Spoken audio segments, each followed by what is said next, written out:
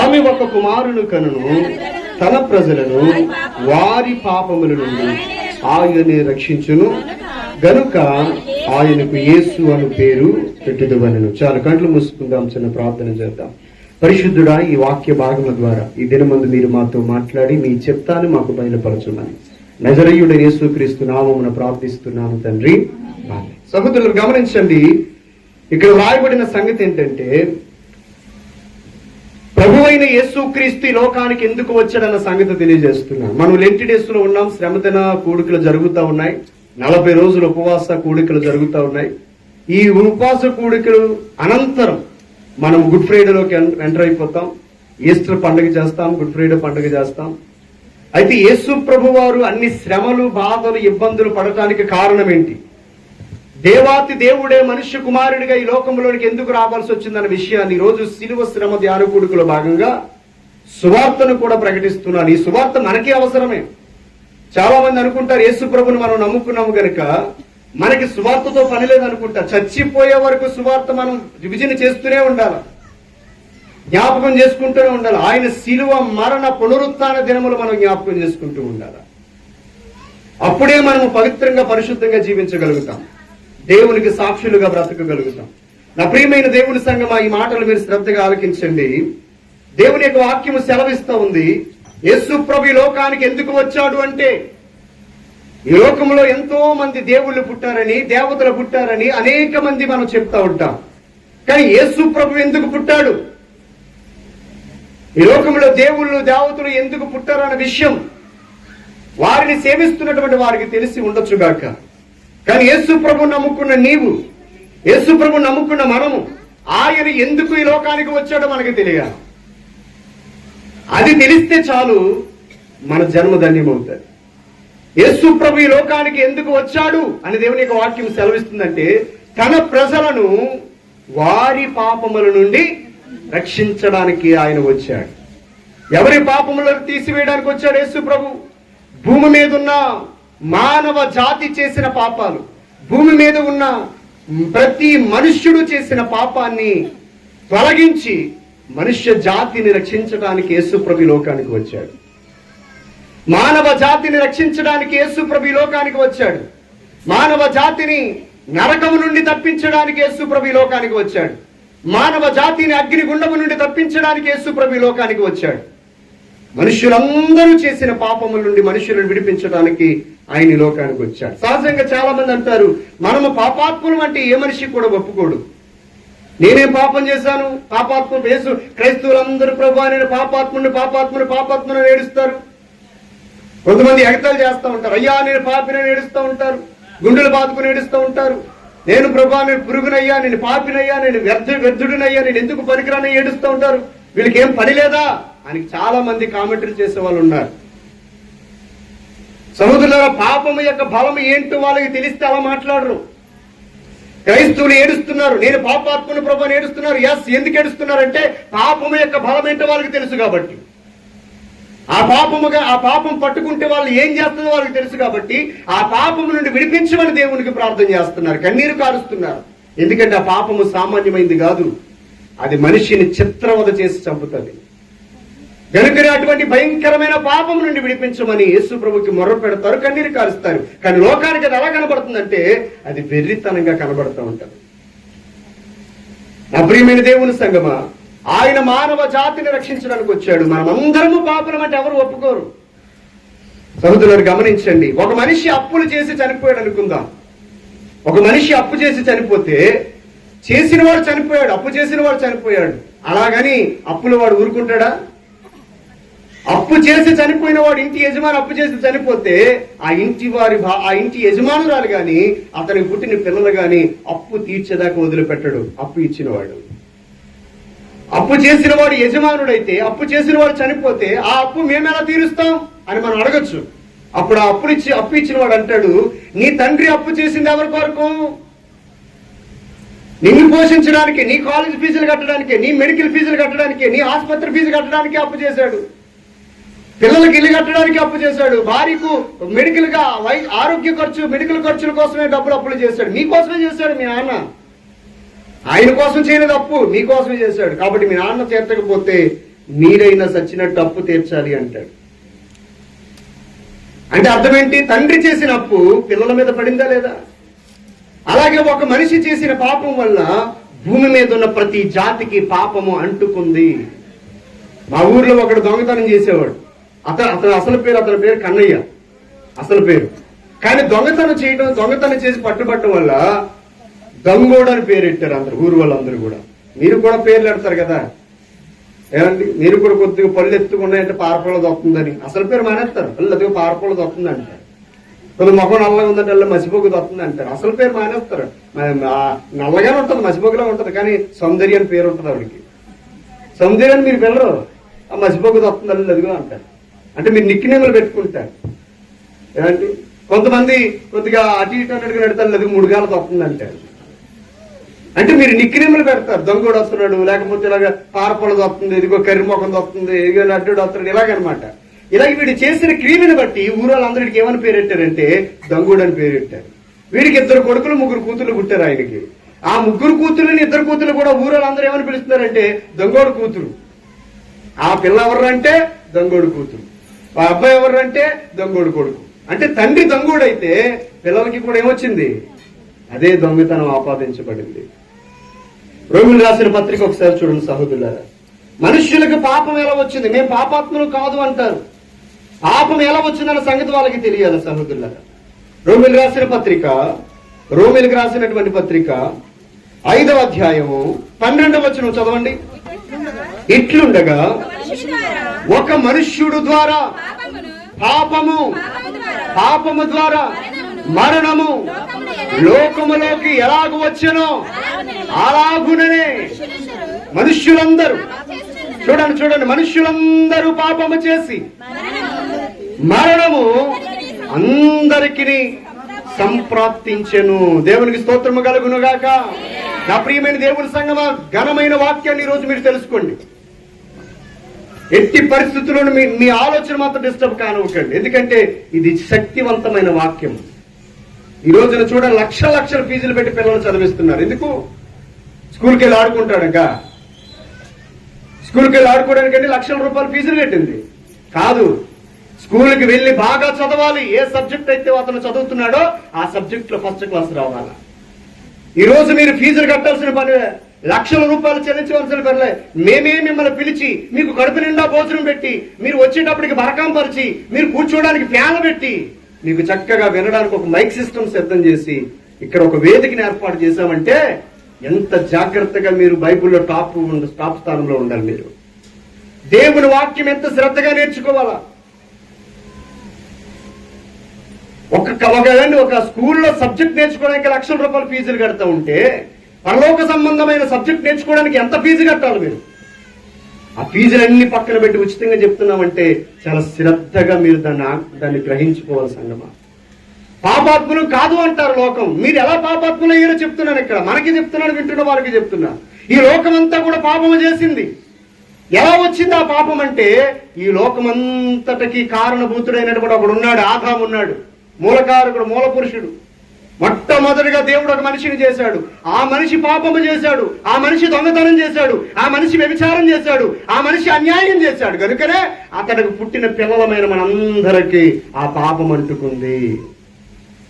అందుకే నువ్వు పుట్టినప్పటి నుంచి నువ్వు పవిత్రాలవై ఉండొచ్చు, పుట్టినప్పటి నుంచి నువ్వు పరిశుద్ధుడివై ఉండొచ్చు కాక, ఈ దార్లపూడిలో నువ్వు పుట్టినప్పటి నుంచి ఏ పాపమో చేసి ఉండకపోవచ్చు కాక, కానీ నీ తండ్రి ఉన్నాడే ఆదాము, అతడు చేసిన పాపమును బట్టి నీకు పాపం అంటుకుంది. కాబట్టి ఇప్పుడు నువ్వు పాపాత్ముడు అయి ఉన్నావు. నువ్వు ఒక తల్లి గర్భంలో పరిశుద్ధంగా పుట్టినప్పటికీ కూడా నీ ఆది మూల పురుషుడైన ఆదాము చేసిన పాపము వలన అది నీకును నీ కుటుంబం వారికి తరతరాలుగా సంక్రమించుకుంటూ వచ్చింది.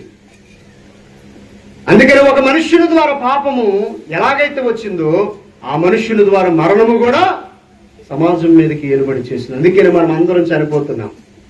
మనం అందరం చనిపోవడానికి కారణం ఏంటనుకున్నారు? ఆదాము చేసిన పాపము వలన సృష్టిలో ఉన్న ప్రతి మనిషి కూడా చనిపోతా ఉన్నాడు. సహోదరులు, అందుకనే రోమిలు రాసిన పత్రిక 3వ అధ్యాయం 22వ వచనం చదవండి. 23వ వచనం. రోమిలు రాసిన పత్రిక 3వ అధ్యాయం 23వ వచనం. ఏ భేదము లేదు, ఏ భేదం అంటే అర్థం ఏంటి? కమ్మరి, కులము, ఏమండి, కాపు, రెడ్డి, రాజు, కోమట, ఏ జాతి, ఏ కులము, ఏ మతం అని భేదం లేదు.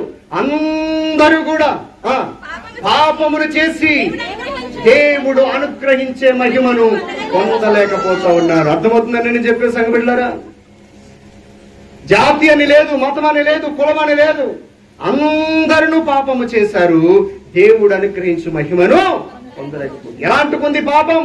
ఆదాము ద్వారా అంటుకుంది. అలాగే మన కర్మ క్రియల ద్వారా కూడా పాపము మనం ఏలుబడి చేస్తుంది. అయితే యేసుప్రభు ఎందుకు వచ్చాడు? యేసుప్రభు ఎందుకు వచ్చాడండి? పాపమును తీసివేయడానికి ఈ లోకానికి ఆయన వచ్చాడు. దేవునికి మహిమ కలుగును గాక. ఏం తీసివేయడానికి వచ్చాడమ్మా? పాపాన్ని తీసివేయడానికి ఆయన వచ్చాడు. ఎందుకు తీసివేయడానికి రావాలి? అంత దమ్ముందా పాపానికి? అంత బలముందా పాపానికి? అది మనల్ని ఏం చేయగలదని మీరు అంటారు. కానీ సహోదరులారా, మిమ్మల్ని చంపాలంటే శత్రువు అవడం అవసరం లేదు. మనల్ని ఎవడైనా చంపాలి అంటే శత్రువు అవసరం లేదు. మనకి ఎయిడ్స్ వ్యాధి రావాలన్నా, భయంకరమైన కుష్టి వ్యాధి రావాలన్నా, భయంకరమైన సమస్యలు రావాలన్నా, మన ప్రాణం పోవాలన్నా ఎవడో వచ్చి మనకు జబ్బు అంటించవలసిన పని లేదు. ఎవడో వచ్చి మనల్ని చంపవలసిన పని లేదు. మన పాపమే మనల్ని చంపుతుంది. దానికి అంత పవర్ ఉంది. గనుకనే మన పాపమే మనల్ని చంపుతుంది. కాబట్టి ఆ చంపేటువంటి పాపాన్ని నాశనం చేయడానికి పరలోకమందున్న తండ్రి కుమారుడికి ఈ లోకానికి వచ్చాడు. దేవునికి మహిమ కలుగును గాక. ఈ మాటలు వింటున్నటువంటి దార్లపూడి గ్రామ ప్రజలారా, ఒకవేళ నువ్వు యేసుక్రీస్తుని ఇప్పటికైనా నమ్మకపోతే, ఇప్పటికైనా కనీసం ఈ ఉగాది అనే కొత్త సంవత్సరం రోజైనా, అన్యులకి ఉగాది కొత్త సంవత్సరం కదా, కనీసం ఈ కొత్త సంవత్సరం రోజు నుంచి అయినా నీ మనసును మార్చుకో. యేసు ప్రభువు నీ కొరకు ఈ లోకానికి వచ్చాడని, ఆయన నీ పాపముల కొరికి మరణించడని సంగతిని తెలుసుకుని నీ పాపం నుంచి విడుదల పొంది ఆయన నమ్ముకుంటూ నువ్వు వర్ధిల్లుతావు. దేవుని స్తోత్రం చెప్పని బిగ్గరగా హల్లెలూయా. పాపము ఎంత బలమైందంటే సహోదరులు చూడండి, పాపం ఎంత బలమైందని మీకు నేను తెలియజేస్తాను సహోదరులరా. పాపము పుట్టడానికి కారణం ఏంటి చెప్పండి అమ్మా? పాపము పుట్టడానికి కారణం ఎక్కడ? పాపము పుట్టడానికి కారణం ఎక్కడంటే మనిషిలో ఉన్నటువంటి హృదయమే అతని పాపానికి కేంద్ర బిందువై ఉంది. మనిషిలో ఉన్న హృదయమే అతని పాపానికి కేంద్ర బిందువై ఉంది. కాబట్టి నీ హృదయం పరిశుద్ధంగా ఉంటే నీవు పరిశుద్ధంగానే ఉంటావు. నీ హృదయం అశుద్ధమైతే నీవు అశుద్ధమైపోతావు. మార్కు రాసిన సువార్త 7వ అధ్యాయం 20వ వచనం చదవండి ఒక మాట. మార్కు రాసిన సువార్త పాపం ఎక్కడ పుడుతుందన్న విషయం చెప్తున్నాను నీకు. 7:20 వచనం. మార్కు రాసిన సువార్త 7వ అధ్యాయం 20వ వచనం. మనుష్యుని యొక్క లోపల నుండి బయలు వెళ్ళేది. చూడండి, లోపల నుంచి నోట్లో, మనిషి యొక్క హృదయంలోంచి బయటకు వచ్చేదే మనిషిని అపవిత్రం చేస్తుందంట. ఇప్పుడు ఏదో మీరు వెళ్తున్నారు, ఏదో పేడ అంటుకుంది మీ కాలికి, కడిగేసుకుంటే పోతుంది. మీరు వెళ్తున్నారు, బట్టలకి ఏదో డస్ట్ అంటుకుంది, సర్ఫెక్సల్తో ఉడికేస్తే పోతుంది. లేదు ఫాస్ట్ గా మేము రిన్నే వాడుతాం అంటే అది వాడినా అది పోతుంది. మళ్ళీ ఇక్కడ నన్ను అడిగారు కనుక నేను సర్ఫెక్షన్ వాడడం ఫాస్ట్ గా రిన్నే వాడుతాం అంటే అది కాదు నా ఉద్దేశం. బట్టలుగా అంటుకున్న మరకను సర్ఫ్ సబ్బుతో వదలగొడతాం. ఒంటికి ఏదైనా మరక ఉంటే సబ్బు లేదా నీళ్లతో వదలగొట్టుకుంటాం. మరి హృదయంలో ఉన్నది ఒకటి అంటుకుంది, పాపం. నీ శరీరం అంతా మరణం అయిపోవడానికి హృదయంలో అంటూ ఒకటి ఉంది. అదేంటంటే లోపల నుండి, అనగా మనుష్యుని యొక్క హృదయంలో నుండి. ఫస్ట్ ఏంటండి? మనల్ని చెడగొట్టేదేంటి? దుర ఆలోచనలు చెడగొడుతున్నాయి. తర్వాత జారత్వం, అనగా వావి వరుసలైనటువంటి వ్యభిచారం జారత్వం అంటే. మూడవది దొంగతనం మనల్ని చెడగొడుతుంది. నరహత్య అంటే మనిషిని చంపడం. వ్యభిచారం అంటే అక్రమంగా శారీరక కార్యక్రమాలు చేయడం. తర్వాత లోభములు, చెడుతనములు, కృత్రిమములు, కామ వికార చేష్టలు, దేవదూషణ, దేవుళ్ళు దూషించడం, అహంకారము. ఏమండి, 100 రూపాయల జేబులో ఉంటే చాలు, కానీ ఎవడు పట్టుకోలేడు. అవివేకం అంటే ఏం జరగబోతుందో తెలియదు వాళ్ళకి. ఈ రోజు ఉంటే చాలు అన్నం, ఈ రోజు మనం తింటే చాలు, ఈ రోజు ఇల్లు కట్టుకుంటే చాలు అంటారు, కానీ జరగబోతుంది ఏంటో వాళ్ళకి తెలియదు. అవివేకులు. ఈ చెడ్డ పనులన్నీ లోపల నుండి వచ్చి బయలు వెళ్ళి మనుష్యుణ్ణి అపవిత్రం చేస్తా ఉన్నాయి. అమ్మ, మీకు అర్థమైందని చెప్పేది? పిల్లలు అక్కడ అల్లరి చేయకుండా చూడండి. ఎవ్వరు దృష్టి కూడా సైడ్కి వెళ్ళకూడదు. నేను చెప్పేదే అర్ధగంట, శ్రద్ధగా ఆలకించండి. మనిషిని అపవిత్రం చేసేది ఏంటంట? హృదయంలో నుంచి వచ్చే చెడు తలంపులే మనిషిని అపవిత్రం చేస్తాం. ఎవడో బయటోడు ఎవడో వచ్చి మనల్ని ఏం చేయలేడండి. బయటవాడు ఎవడు వచ్చి మనల్ని ఏం చేయలేడు. మన హృదయంలో ఉన్నటువంటి పాపమే మనల్ని భయంకరమైనటువంటి ఇబ్బందులు పాలు చేస్తుంది. హృదయంలో ఇవన్నీ ఈ లక్షణాలన్నీ ఉన్నాయి. ఇంటికి వెళ్ళి మీరు ఒకసారి గమనించుకోండి. ఒకవేళ ఉంటే కనుక పరలోకపు తండ్రిని క్షమించమని అడగండి. ఆ ఆలోచనని హృదయం నుంచి తీసేయమని అడగండి. సహోదరులు, లేకపోతే కనుక చాలా నష్టపోతాం మనం. ఒకవేళ మనం పాపాత్ములమైతే, మన హృదయం పాపముతో నిండుకుంటే మనం నష్టపోయేది ఏంటో మీకు చెప్తున్నాను. పాపం ఎంత బలమైందో చెప్తున్నాను. మత్తయి రాసిన సువార్త 5వ అధ్యాయం. పాపం ఎంత బలమైందో చెప్పి నేను ముగిస్తాను. సహోదరులారా, శ్రద్ధగా ఆలకించండి. యేసుప్రభు ఎందుకు పాపాన్ని తీసివేయడానికి వచ్చాడంటే దాని శక్తి మీకు తెలియదు సహోదరులారా. 5వ అధ్యాయం, మత్తయి రాసిన సువార్త 5వ అధ్యాయము 8వ వచనం. హృదయ శుద్ధి గలవాడు ధన్యుడు, వాడు దేవుణ్ణి చూస్తాడు. దేవునికి స్తోత్రం చెప్పండి బిగ్గరగా. అలాగనే చెప్తారు, బిగ్గరగా చెప్పండి హల్లెలూయా. నోరుంది కదా బిగ్గరగా చెప్పాలా. ఒక రాజకీయ నాయకుడు జై కొట్టమంటే ఎలా కొడతాం? అడిచ్చే 500కి 1000 రూపాయలకి ఇంకా చాడు. మామూలుగా పావలా జై కొట్టమంటే మనం రూపాయి జై కొడతాం. మీరు కాదులండి, మీరు అనుకున్నారు కనుక. ప్రజల యొక్క ఆలోచనలు చెప్తున్నా. కానీ ప్రాణం ఇచ్చిన దేవునికి జై కొట్టాల్సి వస్తే ఎలా కొట్టాలి? గంభీర శబ్దంతో దేవునికి జై కొట్టాలి. దేవునికి స్తోత్రం చెప్పండి. అది అలా చెప్పాలా. మీరు అంతమంది చెప్పిన ఇంకా కొంతమంది చెప్పరు. మనం ఏం చేయలేం, అక్కడ కర్మ. దేవునికి స్తోత్రం చెప్పండి. కాబట్టి నా ప్రియమైన దేవుని సంగమా, పాపం ఎంత బలమైందంటే దేవుడు కనబడకుండా చేసేస్తాం. హృదయ శుద్ధి లేకపోతే ఏమవుతుందంటే దేవుడు నీకు కనబడడు. అమ్మా, అర్థమవుతుందా? రాత్రి నాకు దేవుడు కనపడ్డాడంటే ఎక్కడ కనపడ్డా? నీకు కొట్టుగదిలో కనపడ్డా? కిచెన్ రూమ్ లో కనపడ్డా? వాకిల్లో కనపడ్డా? దీనికి దేవుడు కనపడిపోయాడు అంట అని అధికారం ఆడుతాం మనం. ఎందుకని ఆవిడ కనపడదు. ఆవిడ కనపడ్డ ఎందుకు కనపడ్డంటే ఆవిడ హృదయం శుద్ధి లేదు. హృదయంలో పాపం ఉంది, హృదయంలో కామం ఉంది, హృదయంలో అసూయ ఉంది, హృదయంలో కోపం ఉంది, హృదయంలో కక్ష సాధింపు కార్యాలు ఉన్నాయి. కాబట్టి దేవుడు ఆవిడికి కనపడ్డు. ఇప్పుడు చూడండి, పూర్తిగా గుడ్డోడు తీసుకొచ్చి సూర్యుడు కనపడ్డాడు అంటే ఏమంటాడు? కళ్ళు కనపడాలని తీసుకొచ్చి అరే సూర్యుడు ఉన్నాడు కనపడుతున్నాడా అన్నాం అనుకోండి, ఎక్కడా అంటాడు. అవునా? ఎక్కడా అబద్ధం అర్థం కదా నువ్వు అంటాడు. ఓరు లేదురా నీ కళ్ళ ముందే సూర్యుడు ఉన్నాడంటే ఊరికే చెప్పే కానీ అంటాడు. అంటే కంటి చూపు లేని వాడికి సూర్యుడు కనపడ్డు, కంటి చూపు లేని వాడికి చంద్రుడు కనపడ్డు, కంటి చూపు లేని వాడికి నక్షత్రాలు కనపడ్డు. అంత మాత్రాన సూర్యుడు లేడా, చంద్రుడు లేడా, నక్షత్రాలు లేవండి. చూసే చూపు వాడికి లేదు. చూసే చూపు వాడికి లేదంటే దేవుడిని నువ్వు చూడలేకపోతున్నావు అని అర్థం ఏంటంటే, దేవుడు స్వరం నీకు వినబడలేదంటే అర్థం ఏంటంటే, దేవుడి యొక్క ప్రత్యక్షత నీకు కలగలేదంటే అర్థం ఏంటంటే, దావీదుకు కనబడ్డాడు, పద్మాసు దీపంలో యోహానికి కనపడ్డాడు, శిష్యునికి కనపడ్డాడు, ఏమండి సమరయ స్త్రీకి కనపడ్డాడు. ఎందరో భక్తులకు ఆయన కనపడుతున్నప్పుడు నీకెందుకు కనపడలేదు? నీకు దేవుడు కనపడ్డ దెయ్యాలు కనపడుతూ ఉంటాయి. కొంతమందికి దేవుడు కనపడటం ఏం కనపడుతూ ఉంటాయి? దెయ్యాలు కనపడతా. అల్ల అక్కడ ఏంటి వదినా నల్లగుందా? ఆ చీకటి నల్లగుండకపోతే ఎలాగుంటుందా? ఈవిడు భయపడ్డావు కాకుండా మనల్ని భయపించేస్తా ఉంటుందా? ఒకరోజు నేను అప్పుడు యేసుప్రభు నమ్ముకోలేదు, నమ్ముకున్నాను కానీ ఆర్సన్ చర్చ్కి వెళ్ళే వాళ్ళని సెకండ్ షో సినిమా చూసి వస్తున్నాం. ఒక 4 కుర్రోళ్ళు మధ్యలో పట్టీల సౌండ్ వినబడింది. ఇంటికి దగ్గరలోకి వెళ్తున్నప్పుడు పట్టీల సౌండ్ గల్ గల్ గల్ అని ఎవరో నడిచినట్టు. మీరు బయటకు బారిపోయారు కనుక ఇప్పుడు సౌండ్ వస్తుంది. ఈ పట్టీ సౌండ్ ఎక్కడి నుంచి వస్తుందని వెనక్కి తిరిగి చూసాం. అప్పుడు కూడా అది డైరెక్ట్ తిరిగేలేదు. అందరూ ఒకరి చేత కొట్టుకొని పట్టిపోతే అందరూ ఒకేసారి పట్టిపోతే అయ్యాం, లేకపోతే చచ్చిపోతే అందరూ చచ్చిపోవాలి, బతికితే అందరూ బతకాలని అందరూ చేతులు పట్టుకుని నెమ్మదిగా వెనక్కి తిరిగి చూస్తాం. ఏమీ లేదు. పోనీ వినబడుతుందా పట్టీల సౌండ్ అంటే వినబడలేదు. మళ్ళీ అంటే అది భ్రమలాగా ఉంది. మన సినిమా చూసి వచ్చాం కదా, సినిమాలో ఉన్న శబ్దాలు కానీ మళ్ళీ ఈ సౌండ్కి వినబడుతున్నాయో మనకి అని చెప్పేసి మళ్ళీ కొద్ది దూరం నడిచాం.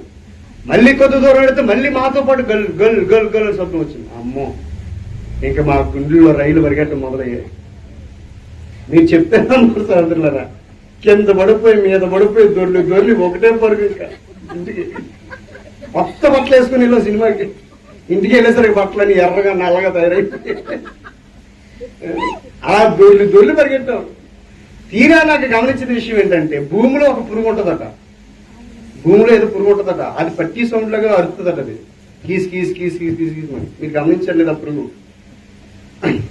ఆ తర్వాత నాకు కొంతకాలానికి తెలిసింది, అమ్మ ఈ పురుగు చేసింది మమ్మల్ని ఎత్తుకెళ్ళని. కాబట్టి కొంతమందికి దెయ్యాలు కనబడతాయి, దేవుడు కనపడటు. కానీ హృదయ శుద్ధి కలిగిన వాడికి ప్రతి మనిషిలోనూ దేవుడు కనబడతాడు. గట్టిగా చప్పట్లు కొట్టండి దగ్గర. హల్లెలూయా. ప్రతి మనిషిలోనూ దేవుడు కనబడతాడు. అందుకనే ఐజాక్ను చూస్తే ప్రేమిస్తాను, సైమాను చూస్తే ప్రేమిస్తాను, ఎవరిని చూసినా ప్రేమ పడుతుంది నాకు. ఎందుకని? మీలో నేను మిమ్మల్ని చూడట్లేదు, మీలో ఉన్న దేవుణ్ణి చూస్తున్నాను నేను. అందుకని ఎప్పుడు కూడా ఆడపిల్లలైతే నా సొంత చెల్లెల్లాగా భావిస్తాను. ఎవరి మీద ఎక్కువ శత్రుత్వం పెట్టుకోను, ఎవరిని ద్వేషించను, ఎవరిని కూడా తోలనాడను, ఎవరిని కూడా నేను సొనగొనగొనగను. కారణం ఏంటంటే ఆమె నా తల్లి అనుకుంటాను, ఆమె నా సహోదరి అనుకుంటాను. ఎందుకంటే మనందరము కూడా ఎవరి సృష్టి తెలుసా? దేవుని సృష్టి. అంటే మనం ఒక తల్లి బిడ్డను. ఒకరినొకరు ద్వేషించుకోకూడదు, ఒకరినొకరు కొరుచుకోకూడదు, ఒకరినొకరు తిట్టుకోకూడదు. సహోదరులారా, మనమందరము దేవుని పిల్లలు. ప్రతి మనిషిలోనూ దేవుణ్ణి చూడగలిగితే నీకు దేవుడు కనబడతాడు. హృదయ శుద్ధి ఎవరికైతే ఉంటుందో వాడు దేవుణ్ణి చూస్తాడు.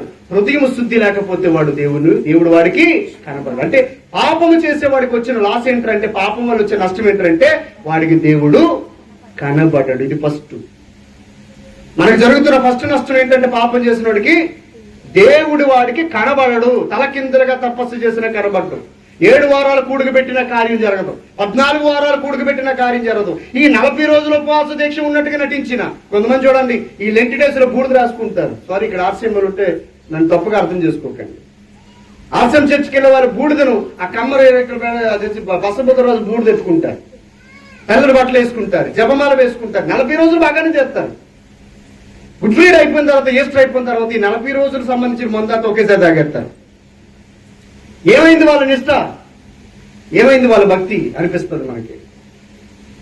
సహోదరుల, దేవునికి వాక్యం సెలవిస్తున్న ప్రియమైన దేవుని సంగమా, మిమ్మల్ని ఏదో ఉద్ధరించాలని కాదు, నేనేదో గొప్ప చెప్పాలని కాదు. ఉద్దేశం అర్థం చేసుకోండి. మీరందరూ ఈ అంత్య దినాల్లో వర్ధిల్లాలి, దీవించబడాలి, పరలోకంలో చేర్చబడాలి, నరకము నుండి తప్పించబడాలని పరిశుద్ధాత్ముడు నా ద్వారా ఈ మాటలు పలికిస్తూ ఉన్నాడు. నా గొప్పతనం కోసం ఈరోజు వాక్యం చెప్పట్లే, ఆయన ఏది చెప్పమన్నాడు అదే చెప్తున్నాను. ఇక్కడ ఉండి నేను ప్రార్థన చేశాను, ప్రభువా నేను ఏం చెప్పాలి ఈరోజు, ఎంతమంది వస్తారో నాకు తెలియదు, ఎవరు వస్తారో కూడా నాకు తెలియదు, ఏం చెప్పాలి ప్రభువా అని దేవుడికి ప్రార్థన చేసి ఇక్కడ బైబిల్ తెరిచి ఓపెన్ చేస్తే కొన్ని విషయాలు తెలియజేశాడు. అది మాత్రమే తెలియజేస్తున్నాను. మనల్ని ఇబ్బందులు పాలు చేసేది బయటడు ఎవడో కాదు, మనలో ఉన్న పాపమే మనల్ని ఇబ్బంది చేస్తుంది. అందులో ఫస్ట్ జరిగే నష్టం ఏంటంటే మనకంటే, మనము చేసిన పాపం వలన దేవుణ్ణి చూడలేకపోతున్నాం.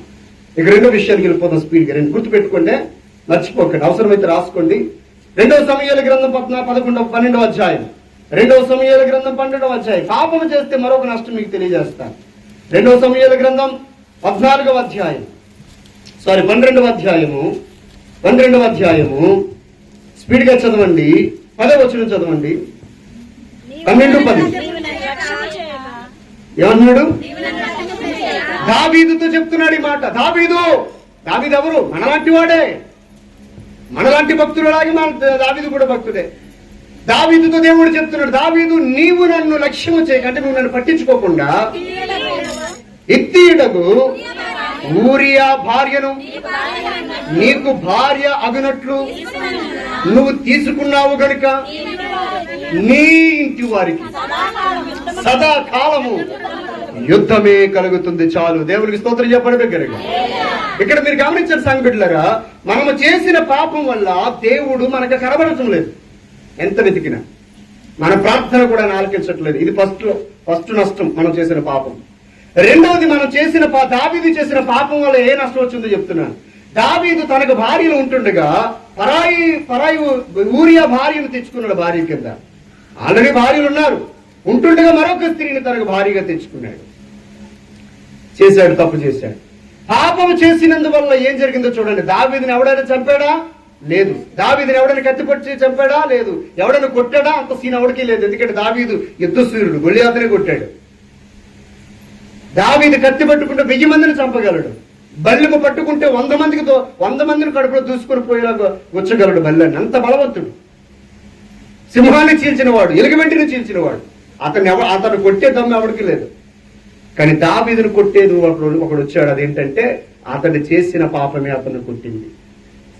దావీదు తనకు భార్య ఉంటుండగా పరాయి పురుషుడు యొక్క భార్యని తీసుకొచ్చి తన భార్యగా చేసుకున్నందువల్ల దేవునికి కోపం వచ్చింది. చేసిన పాపం వల్ల దేవునికి కోపం రావడం వల్ల ఏం జరిగిందో చూడండి. ఆ ఇంట్లో యుద్ధము మొదలయ్యింది. ఏం మొదలైంది? ఆ ఇంట్లో యుద్ధం మొదలైందంటే అర్థం ఏంటి? కొత్తగా పెళ్ళైన వాళ్ళకి ఫస్ట్ లో గొడవలు రావండి. ఎంత చక్కగా తినిపించుకుంటారో స్టేజ్ మీద కూడా అన్నమ్మకం. మనం మధ్యలో వెళ్తే మనం తోసేస్తారు ఇద్దరును. పెళ్లి చేసేటప్పుడు కూడా రిజిస్టర్ వైపు చూస్తారు, ఎంత త్వరగా తాళి కట్టించేస్తారు. ఈడేటి ఎంత సూది వేస్తాడు. పెళ్లి చేసేయడం మన త్వరగా చూస్తూ ఉంటారు వాళ్ళిద్దరు. త్వరగా పెళ్లి చేసేసుకుంటారు, చక్కగా ముద్దలు తినిపించుకుంటారు. అబ్బా ఎంత ప్రేమగా ఉంటారో. ఈడేం బిందుమైనవాడు, కులా దగ్గరికి వెళ్ళవడు, నీళ్ళు బట్టనివ్వడు, చేతులు అరిగిపోతాయి అంటాడు, కాళ్ళు అరిగిపోతాయి అంటాడు, నడువు అరిగిపోతా అంటాడు, బుర్ర అరిగిపోతా అంటాడు, నేనే తెచ్చేస్తాను కావిడేసుకుని అంటాడు. లేకపోతే అమ్మని తీసుకురమ్మంటాడు. నీళ్ళంతా అంత పుష్పంలా జాగ్రత్తగా వజ్రంలో చూసుకుంటాడు. కొన్ని రోజులు గడిచిన తర్వాత ఏమే కులా దగ్గరికి వెళ్ళవా అంటాడు. నీళ్ళెవడు తెస్తాడా? మీ బాబు తెస్తాడా? అన్నవాడు వండుతాడా? మీ అమ్మ వండుతాడా? అప్పుడు దాకా ప్రేమగా ఉన్నది ఏం పోయే కాలం వచ్చిందరికి అంటే వాళ్ళ హృదయం సరిగా లేకపోవడం వల్ల భార్యాభర్తల మధ్య గొడవలు స్టార్ట్ అయిపోయాయి. నీ హృదయం సరైందైతే నీ భార్య మీద నీకు ప్రేమ ఉంటుంది. నీ హృదయం సరైందైతే నీ భర్త మీద నీకు ప్రేమ ఉంటుంది. నీ హృదయం సరైందైతే నీ పిల్లల్లో కూడా దేవుణ్ణి చూస్తావు. నీకు తెలుసండి, గర్భఫలము యెహోవా ఇచ్చు బహుమానం. అంటే నీకు పిల్లలు పుట్టారంటే ఆ పిల్లలు దేవుడు ఇచ్చాడు. కాబట్టి నీ పిల్లలు చూడగానే, నీ కూతురు చూడగానే, నీ కొడుకును చూడగానే నీకు ఎవడు జ్ఞాపకం రావాలి? దేవుడు జ్ఞాపకం రావాలి. కానీ లోకస్తులకు అలా జ్ఞాపకం రాదు. వీడి ముక్కు వాళ్ళ మేనమామలాగా ఉంది సేమ్, వీడి చెవులు ఏమన్నా వాళ్ళ మేనత్తలాగా ఉన్నాయి, వీడి కళ్ళు ఏమైనా కప్పగుడ్లాగా ఉన్నాయి. కానీ ఆ గుడ్లు ఎవరుకున్నాయి అలా నాతకో ఎవరికి ఉన్నట్టున్నాయి. ఆడు గుడ్లు కానీ, ఆడు ముక్కు కానీ, ఆడు చెవులు కానీ మీ మేనత్త మేనమా పోలికలు కాదమ్మా. నీకు తెలియక అనుకుంటా అంటున్నాయో మాట. ఆ పోలిక దేవుడు పోలిక. గట్టిగా చప్పట్లు కొట్టండి బిడ్డలు. హల్లెలూయా. ఆ ముక్కు, కాళ్ళు, చేతులు ఇవన్నీ కూడా మీ మేనమా మేనత్త అన్నయ్య వదిన పోలికలు కాదయ్యి. సృష్టికర్త అయిన నా దేవుని పోలిక. నీ పిల్లలు చూడగానే ఎవరు జ్ఞాపకం రావాలి? నీకు దేవుడు జ్ఞాపకం రావాలి. ఈ రోజున సహోదరులారా, ఇంట్లో గొడవలు రావడానికి కారణం ఏంటో తెలుసా? ఏదో ఇంట్లో ఎందుకు గొడవ వస్తుందంటే మా ఆవిడ మంచిది కాదండి అంటాడు మొగుడు, అంటే భర్త. ఈయన అడిగితే అలా ఆవిడ మంచిది కాదంటాడు. అలా ఆవిడని అడిగితే మా ఆయన అంత దరిద్రుడు మరొకడు లేడు, మా అమ్మాలు బలవంతంగా చేసేసారు, ఇది పాస్టర్ గారు బలవంతంగా ముడేసేసారు, ఇది లేకపోతే ఈయన అసలు చేసుకునేవాడినే కాదు, నేను బలవంతంగా ముడేసేసారమ్మా. చేసేసుకున్నప్పుడు బాగానే చేసేసుకున్నాం, ఇప్పుడు మాత్రం మా మీద దోసేస్తున్నాం. తప్పు ఎక్కడుంది? పెళ్లి చేసుకుంటే లేదు, హాస్టల్లో లేదు. పాపము నీ హృదయంలో ఉంది కాబట్టి నీ ఇంటిలో యుద్ధము మొదలయ్యింది. దేవుని స్తోత్రం చెప్పండి బిగ్గరగా. హల్లెలూయా, హల్లెలూయా. అర్థమవుతుందమ్మా? అర్థమవుతుందా లేదా? సైమన్ నీ మొబైల్. ఓకే, సమయం అయిపోయింది, మరి ముగించేస్తాను, ఏమనుకోకండి. వీలైతే వచ్చే సీరియల్లో వచ్చే భాగం తర్వాత చూద్దాం. దేవుని స్తోత్రం చెప్పండి బిగ్గరగా. హల్లెలూయా. ఏమో అర్థమవుతుందని నేను చెప్పి ముగించేస్తాను. చాలా ఉన్నాయి కానీ చెప్పడానికి టైం లేదు. మరి మనం ఆగితే మనం ముందుకెళ్తున్న టైం ఆగట్లేదు, తిరిగేస్తుంది, సాతాను తిప్పేస్తున్నట్టు. సహోదరులు గమనించండి, దేవునికి వాక్యం సెలవిస్తూ ఉంది. దావీదు ఇంట్లో గొడవలు రావడానికి కారణం ఎవరు? ఇరిగింటోలా పక్కింటోలా? దావీదు చేసిన పాపమే తన ఇంట్లో గొడవలు రేగేటట్లు చేసింది. భార్యాభర్తల మధ్య గొడవలు పెట్టింది, అన్నదమ్ముల మధ్య గొడవలు పెట్టింది. మీకు తెలుసండి, అన్నయ్య తమ్ముడు కొట్టుకుంటామంటే కన్న తల్లిదండ్రులు ముడేసేసుకుంటున్నారు ఈ లోపలికి వెళ్ళి తట్టుకోలేక. కడుపును పుట్టిన పిల్లలే కొట్టుకుంటూ ఉంటే ఒక అన్నదమ్ములు ఇద్దరు కలిసి ఒకరిని కొడితే తల్లి సంతోషిస్తారు. కానీ వీళ్ళిద్దరూ కొట్టేసుకుంటా ఉంటే ఇంకెలాగా మేము ఎందుకు బతకాలా? ఎవరి కోసం బతకాలా? అన్నదమ్ములు కొట్టుకుంటూ ఉంటే తల్లిదండ్రులు లోపల పురుగుల ముందు చచ్చిపోతున్నారు. ఏంటి కారణం? ఇంట్లో గొడవలకు కారణం ఏంటి? ఇంట్లో యుద్ధానికి కారణం ఏంటి? ఇంట్లో సమస్యలకు కారణం ఏంటి? నీ పాపము కాదా? దావీదు చేసిన పాపం వల్ల ఇంటిలో యుద్ధాలు రేగాయి. సహోదరులు, అడుగు దేవుడిని, ప్రభువా నా భార్యలో పాపముందా, నాలో పాపముందా? ఈ గొడవలకు కారణం ఏంటి? దయతో ఒకవేళ అది నేనైతే నన్ను క్షమించు. నా భార్యలో పాపం ఉంటే దాన్ని క్షమించు. నా పిల్లలు ఒకవేళ పాపము చేస్తే అది వారి మీద ఏలుబడి చేయకుండా వారిని కూడా క్షమించు అని ప్రార్థన చేయి. పాపాన్ని క్షమించమని ప్రార్థన చేయి. పాపము చేయటం వల్ల సహోదరులారా దావీదు ఇంట్లో భయంకరమైన యుద్ధాలు మొదలైపోయింది. ఏ ఇంట్లో గొడవ ఉందో ఆ ఇంట్లో ఉన్న మనుషులందరిలో ఏముందో తెలుసా? పాపము ఉందని అర్థమైపోతుంది మనకి. ఇక రెండవ విషయం ఏంటంటే, పాపం చేయడం వల్ల నష్టం ఏంటంటే, తర్వాత చదువుతాముడు రెండవ వచనం తర్వాత చదవండి. నా మాట ఆలకించు, యెహోవా సెలవిచ్చినది మనగా, నీ ఇంటి వారి మూలముననే నేను నీకు అపాయమును పుట్టిస్తాను. అమ్మ చెప్పండి, జాగ్రత్తగా ఆలకించండి. దావీదు చేసిన పాపం వల్ల దావీదుకి ఇంటి వారి వల్లనే అపాయం. మీరు ఎప్పుడైనా చూసారు అలాంటి? ఈ రోజుల్లో చాలా ఈజీగా చూడొచ్చు అలాంటి. ఎప్పుడో 30 సంవత్సరాల క్రితం అయితే చూడలేరు, కానీ ఇప్పుడు ఖచ్చితంగా చూడొచ్చు. కట్టుకున్న భార్య 2 పిల్లల కన్నది, కనేసి 2 బిడ్డలు కని కూడా అతని భర్త నావీ ఆఫీసర్ అయి ఉండి కూడా ఇంకొక పురుషుడితో అక్రమ సంబంధం పెట్టుకుని సొంత భర్తను ముక్కలుగా నరికేసి, ఇప్పుడు మనం వాటర్ పట్టుకుంటే టిన్నులో పెట్టేసి సిమెంట్ పోసేసిందండి. సో అప్పుడు సిమెంట్తో కట్టేసింది గోడ. ఇంకొక ఆవిడ మరొక పురుషుడితో సంబంధం పెట్టుకుని సొంత భార్యని ముక్కలు భార్యని నరికేసి, వీడి భార్యని నరికేసి, ఆ భర్త ముక్కలు నరికేసి పొడి చేసేసి నీటిలో గెలిపేశారు, కుక్కర్లో ఉడకబెట్టేసి. మొన్నే జరిగింది అది. భార్యను భర్త చేసిందా? భార్యనే భర్త చేశాడు. ఇక్కడ ఏం చెప్తున్నాడంటే, దావీదు చేసిన పాపం వల్ల ఇంటి వారే దావీదు శత్రువులు అయిపోతారు. మీకు తెలుసండి, నీ సొంత కూతురే నిన్ను చంపుతుంది. నీకు అర్థమవుతుంది, అయ్యో నిన్ను 9 మాసాలు కనిపించేనే, నెల చెప్పడానికి వచ్చిందే నీకు మాయరోగం అంటారు. సొంత కూతురి నిన్ను చంపడానికి లెగిస్తుంది, సొంత కొడుకే నిన్ను చంపడం. లేరండి అలాంటి వాళ్ళు? సొంత కొడుకే తండ్రిని చంపలేదా? సొంత కూతురే తల్లిని చంపలేదా? కూతురు అల్లుడు 2 కలిసి సొంత తల్లిని చంపేశారండి ఆస్తి కోసం. నీవు చేసిన పాపం వల్ల దావీదు, నీ ఇంటి వారే, నీ కొడుకులు పుట్టిన పిల్లలే, నీ భార్యే నిన్ను చంపడానికి కత్తెత్తుతారని చెప్పాడు దేవుడు. మీకు తెలుసండి పాపం ఎంత బలమైందో? పాపం ఎంత బలమైందంటే దేవుడు కనబడకుండా చేస్తుంది. పాపం ఎంత బలమైందంటే నీ ఇంటిలో యుద్ధాలు రేపుతుంది. పాపం ఎంత బలమైందంటే నీ ఇంటి వారు, బయట అవడం అవసరం లేదండి, నీ ఇంటి వారు నీకు శత్రువులుగా మారుతారు. నీ ఇంటి వారే ఆస్తి కోసమో లేకపోతే అంతస్తు కోసమో నేను చంపేస్తారు. అది నీకు తెలియదు. ఈ రోజున జరుగుతున్నవి అయ్యే జరుగుతున్నాయి. కారణం అని చెప్పంటారా? ఆ మనిషిలో పాపము ఏలుబడి చేస్తుంది. కాబట్టి ఇంటి వారే శత్రువులుగా మారిపోతున్నారంటే అర్థం ఏంటో తెలుసా?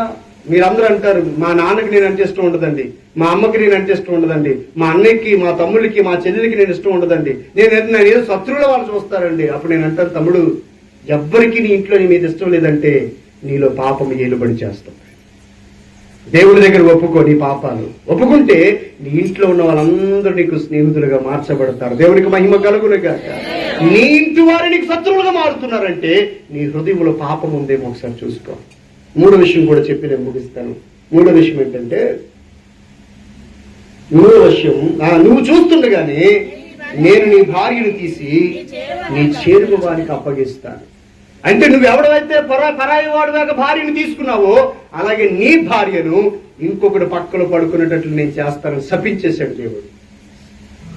అందుకే నీ సామెత చెప్తారు కదా పెద్దలు, నువ్వు ఏది విత్తుతావో ఆ పంటే కోస్తావు. తిరిగిలేదు అందులో. కాకపోతే 1-2 రోజులు తేడా అంతే.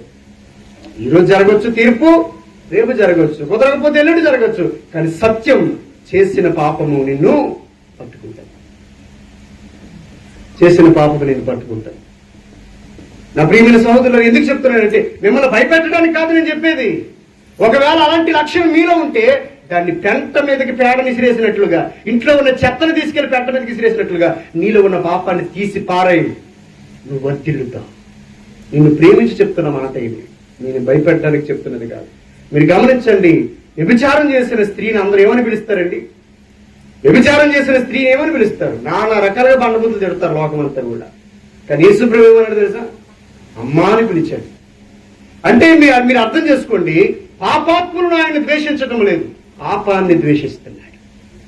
ఒకవేళ ఇక్కడున్న మీలో ఎవరిలోనైనా సరే హృదయంలో ఒకవేళ అలాంటి పాపం ఉంటే గనుక, అలాంటి శ్రమలు, యుద్ధములు నీ ఇంట్లో రేగితే, నీ ఇంటి వారు నీ మీద తిరుగుబాటు చేసి నిన్ను చంపడానికి ప్రయత్నం చేస్తూ ఉంటే, నీ ఇంట్లో ఉన్నవారు పరాయి వాడు పక్కన పడుకునేటట్లు పరిస్థితులు జరుగుతున్నాయంటే నీ ఇంట్లో శాపం ఉంది, దాన్ని తీసి పారాయమని దేవుడు హెచ్చరిస్తున్నాడు. తీసి పారాయి. ఎందుకని? నువ్వు నాశనం అయిపోవడం దేవుడికి ఇష్టం లేదు. దాన్ని ఒప్పుకుంటే గనుక దేవుడు మరలా తన ఆనందాన్ని నీ గుండె నిండా నింపుతాడు. దేవుని స్తోత్రం చెప్పండి మీకు. హల్లెలూయా. సహోదరులారా, మీకు విషయం చెప్పేసి నేను ముగించేస్తాను. విషయం ఏంటంటే మా ఏరియాలో ఒక ఆవిడ ఉండేది. ఆవిడ భర్త ఉంటుండగా మరొక పురుషుడితో సంబంధం పెట్టుకుంది. సంబంధం పెట్టుకుంటే ఆ తర్వాత భర్త చనిపోయాడు. భర్త చనిపోయిన తర్వాత సొంత భర్త చనిపోయాడు. సొంత భర్త చనిపోయిన తర్వాత ఆమె ఎవరితో సంబంధం పెట్టుకుందో అతను చేసేసుకోవాలి. అప్పుడు బైబిలే చెప్తుంది, ఒకవేళ భర్త చనిపోయాడు అనుకోండి, మరొక పురుషుని వివాహం చేసుకోవచ్చు, తప్పులేదు. కానీ పాపము చేయకుండా ఉండాలన్నాడు దేవుడు. నువ్వు రెండో పెళ్లి చేసుకున్నా తప్పులేదు, కానీ పాపం మాత్రం చేయొద్దు అన్నాడు. అయితే ఆమె ఏం చేసిందంటే రెండో పెళ్లి చేసుకోకుండా అతనితో అక్రమ సంబంధాన్ని కొనసాగించింది. ఒకరోజు ఆటోలో వెళ్తా ఉంటే యాక్సిడెంట్ అయింది. ఆమెకి తొడ ఎముక ఇరిగిపోయింది. ఇక్కడ ఈ ఎముకల తొడను పొడుచుకొని బయటకు వచ్చింది ఆటోలోంచి.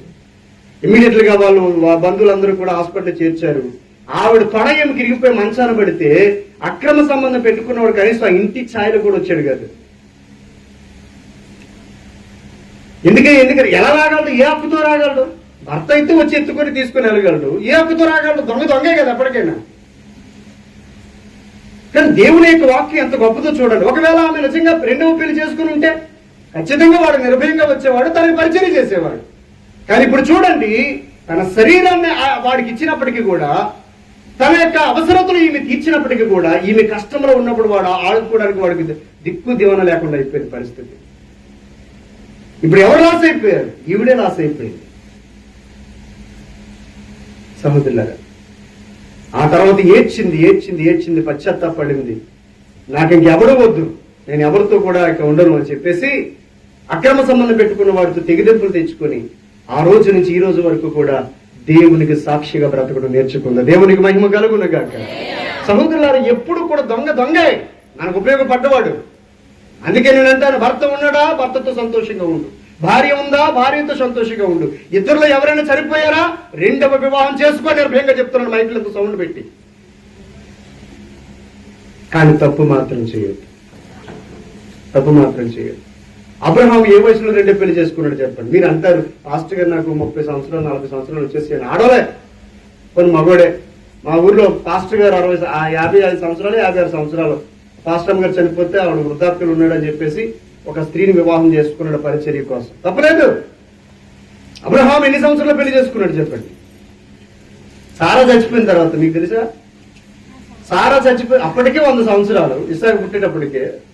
అప్పటికి సారా చనిపోయింది ఇస్సాకుని కనేసి. ఆ సారా చచ్చిపోయినప్పుడు పెళ్లి వయసు వచ్చేసింది ఎవరికి? వాళ్ళ అబ్బాయికి. ఇస్సాకు పెళ్లి వయసు వచ్చేసింది, పెళ్లి కూడా చేసేశాడు. ఇస్సాకుని పెళ్లి చేసిన తర్వాత అబ్రహాము మరొక స్త్రీని పెళ్లి చేసుకున్నాడు. ఏం పేరు ఆవిడ పేరు? ఇప్పుడు ఇంటికి తర్వాత ఎందుకు చెప్పండి. ఏమండి, ఆదికాండము చూడండి. ఆదికాండము 16వ అధ్యాయమా ఎంతన్నా? అంటే నేను ఎందుకు మార్చేద్దాం సంగబిడ్డలారా, పాపము మనల్ని నాశనం చేస్తుందండి. దాన్ని అస్సలు మన దగ్గర రానివ్వకూడదు. అప్పుడే మనం దీవించబడతాం. అంటే మీకు అర్థం అవడం కోసం చెప్పి నేను చెప్పేది అబద్ధం అని అనుకుంటారేమోనండి. 25వ అధ్యాయం, ఆదికాండం 25వ అధ్యాయం మొదటి వచనం చదవండి. ఆదికాండం 25 మొదటి వచనం. అబ్రహాము మరలా, అమ్మ చెప్పండి, అబ్రహాము మరలా ఒక స్త్రీని వివాహము చేసుకున్నాడు. అప్పుడు వయసు ఎంత ఆలోచించండి ఒకసారి. 100 సంవత్సరాలు దాటిపోయాయి. కొడుక్కి పెళ్లి కూడా చేశాడు. కొడుకు ఒకవేళ 25 సంవత్సరాలకు పెళ్లి చేసి ఉంటే 120 సంవత్సరాలు అయ్యి ఉండొచ్చు కనుక. 21వ అధ్యాయము 24వ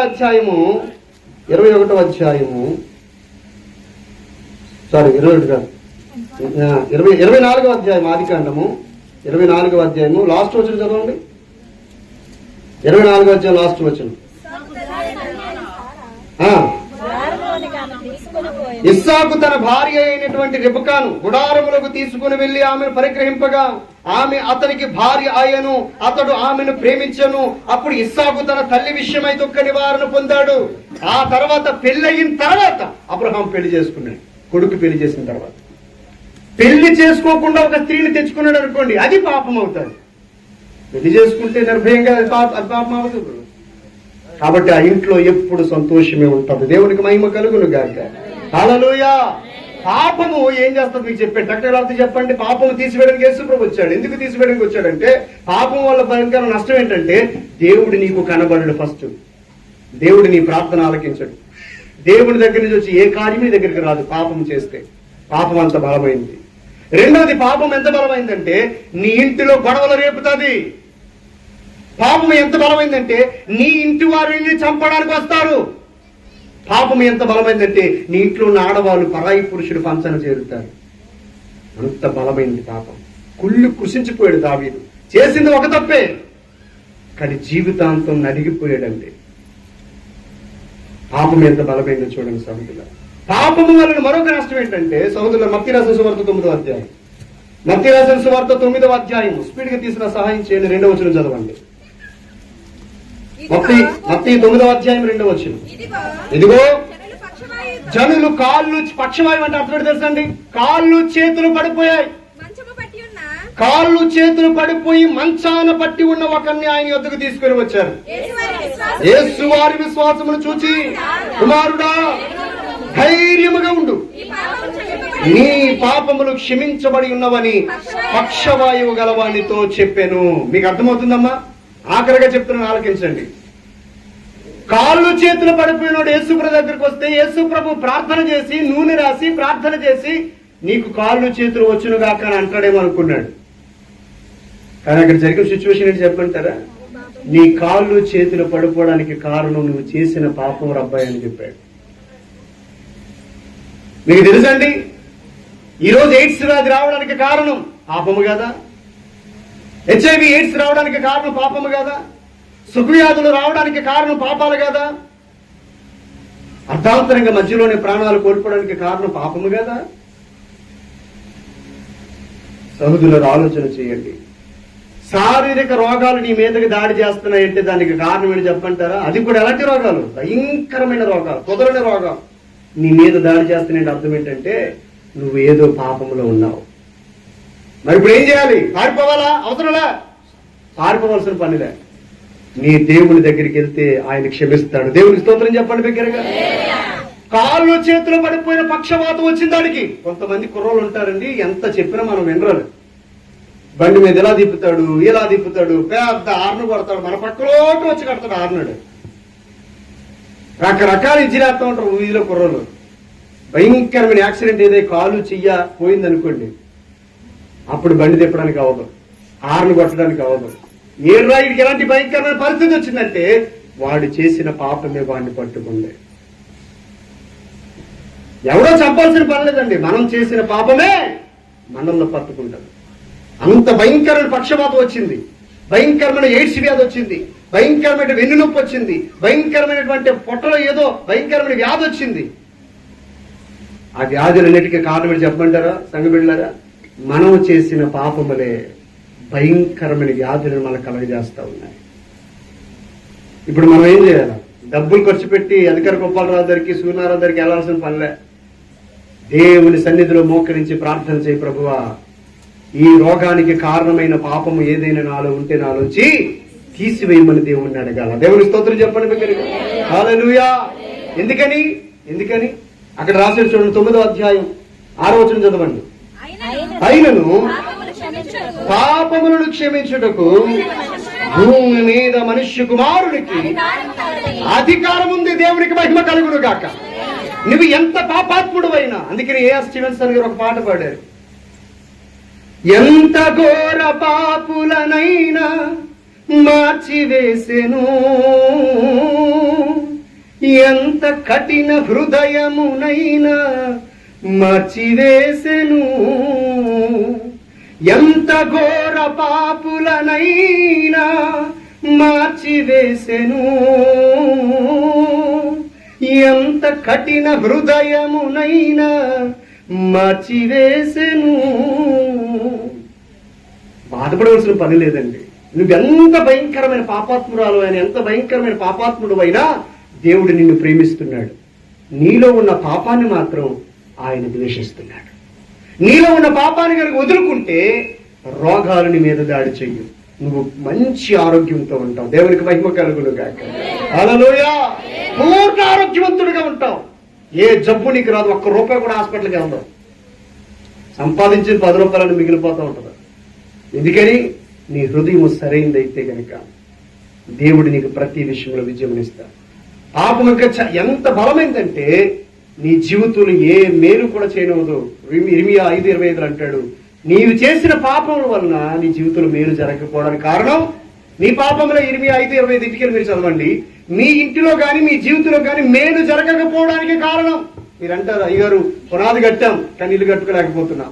పెళ్లి చేశాం పిల్లలకి, నా కూతురికి పెళ్లి చేశాను గర్భఫలం రావట్లే. కొడుకు పెళ్లి చేశాను కోడలు మాట వినట్లే. మా హైదరాబాద్ నుంచి ఒక ఆవిడ ఫోన్ చేసింది, మొన్నే రీసెంట్ గా పెళ్లి అయింది. అప్పుడే వేరు కాపురం పెట్టమంటుందంట.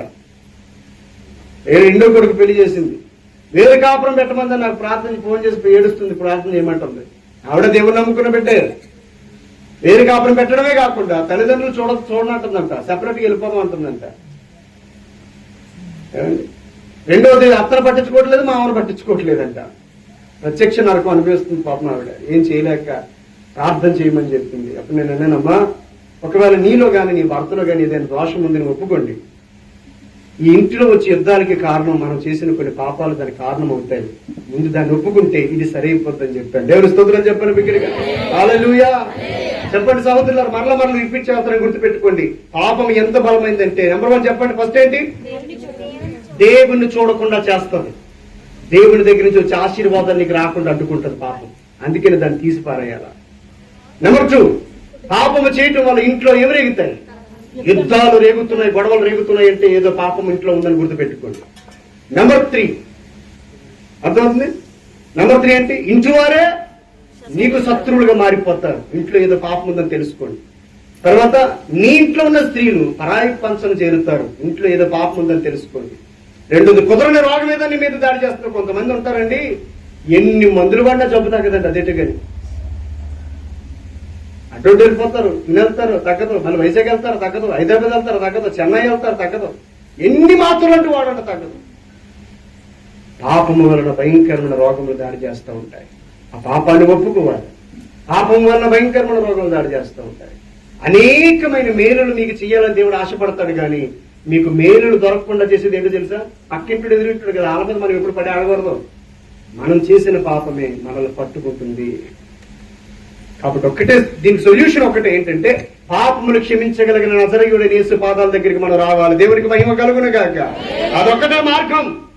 అందుకని ఈ రోజు నీ మాటలు వింటున్నటువంటి దారులపూడి ప్రజలకు తెలియజేస్తున్నాను. నువ్వెంత పాపాత్మురాలవైనా, ఎంత పాపాత్ముడవైనా, త్రాగుబోతువైనా, తిరుగుబోతువైనా, జోతగాడువైనా, కాకటాడేవాడువైనా సరే, ఎలాంటి పాపాత్ముడువైనా యేసయ్య చెంతకు వస్తేనే నీకు క్షమాపణ దొరుకుతుంది. దేవునికి మహిమ కలుగును గాక. కోళ్ల రక్తము మేకల రక్తం ద్వారా నీ పాపం పోదు. యేసయ్య కార్చిన రక్తమే నీ పాపాన్ని కడిగి నిన్ను పవిత్రపరిచి ఈ గొడవలు, సమస్యలు, వ్యాధులు, బాధలు లేకుండా మనశ్శాంతికరమైన జీవితాన్ని నీకు ఇస్తుంది. ఈ భయంకరమైన పాపము విడిచిపెట్టిన వాళ్ళు పరలోక రాజ్యములోనికి ప్రవేశిస్తారు. దేవుని నామానికి మహిమ కలుగును గాక. హల్లెలూయా. కాబట్టి దేవుని సన్నిధిలో అటువంటి నమ్మకమైన బిడ్డలుగా మనం అందరము ఉందుముగాక. కళ్ళు మూసుకుందాం. దేవుడి మాటలు మనకులో ఫలింప చేయును గాక. కళ్ళు